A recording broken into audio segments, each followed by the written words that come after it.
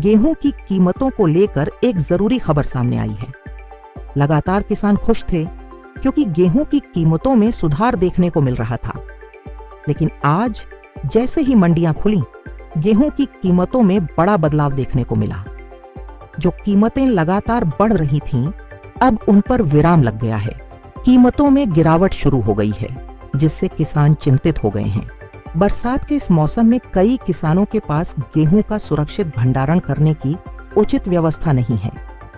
इसी वजह से उन्हें मजबूरी में कम दाम पर गेहूं बेचना पड़ रहा है। ऐसे में किसानों का कहना है कि सरकार भी गेहूं की कीमतों पर पर्याप्त ध्यान नहीं दे रही है, जिसके कारण उनकी परेशानी बढ़ती जा रही है।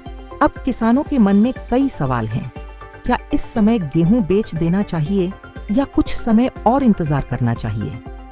क्या आने वाले दिनों में गेहूं की कीमतों में तेजी आएगी या फिर और नरमी देखने को मिलेगी? आखिर किसानों के लिए गेहूं बेचने का सही समय कौन सा है? किसान भाइयों, इन सभी सवालों के जवाब मैं आपको आज की इस वीडियो में देने वाला हूं, इसलिए वीडियो को अंत तक जरूर देखें। साथ ही वीडियो को एक लाइक करें और चैनल को सब्सक्राइब करना न भूलें। कमेंट करके जरूर बताइए कि आप हमारी वीडियो किस शहर से देख रहे हैं, ताकि हम आने वाली वीडियो में आपके शहर की गेहूं मंडी के ताजा भाव भी बता सकें। अगर आज के मंडी भाव की बात करें तो अच्छी क्वालिटी का गेहूं RS2 एंथोसडेट से RS2R 900 प्रति क्विंटल तक बिक रहा है। वहीं मीडियम क्वालिटी का गेहूं RS बिंगिर अंदौर प्रति क्विंटल के आसपास बिकने लगा है।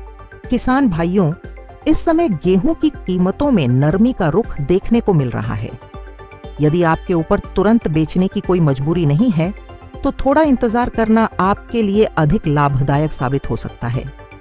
आने वाले समय में बाजार की स्थिति और मांग के अनुसार कीमतों में बदलाव देखने को मिल सकता है। गेहूं की कीमतों में आई इस नरमी के पीछे कई अहम कारण बताए जा रहे हैं। सबसे पहला कारण है मंडियों में लगातार बढ़ रही आवक। जिन किसानों ने अब तक अपने गोदामों या घरों में गेहूं का स्टॉक रोक कर रखा था, वे अब बरसात के मौसम और भंडारण की परेशानी के कारण अपनी फसल बेचने के लिए मंडियों का रुख कर रहे हैं। जब एक साथ बड़ी मात्रा में गेहूं मंडियों में पहुंचता है, तो मांग की तुलना में आपूर्ति बढ़ जाती है। यही वजह है कि व्यापारियों को ऊंचे दाम देने की आवश्यकता नहीं पड़ती और कीमतों पर दबाव बनने लगता है।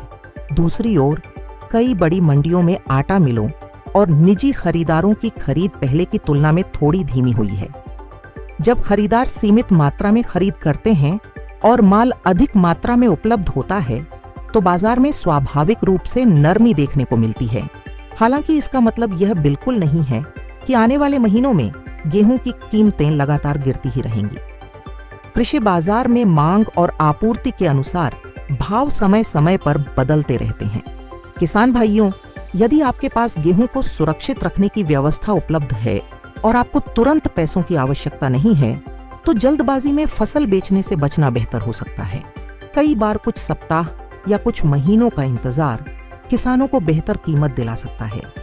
लेकिन यदि भंडारण की उचित सुविधा नहीं है और बरसात के कारण फसल खराब होने का खतरा है, तो नुकसान से बचने के लिए स्थानीय मंडी के भाव देखकर सही समय पर बिक्री करना भी एक समझदारी भरा फैसला हो सकता है।